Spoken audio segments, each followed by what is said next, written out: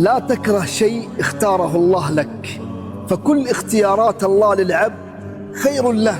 النبي صلى الله عليه وسلم يحب يقول: عجبا لأمر المؤمن إن أمره كله خير وليس ذلك إلا للمؤمن، إن أصابته ضراء صبر فكان خيرا له، وإن أصابته سراء شكر فكان خيرا له.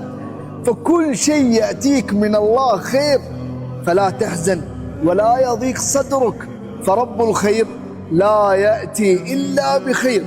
وربي يقول: وعسى أن تكرهوا شيئا وهو خير لكم، وعسى أن تحبوا شيئا وهو شر لكم، والله يعلم وأنتم لا تعلمون.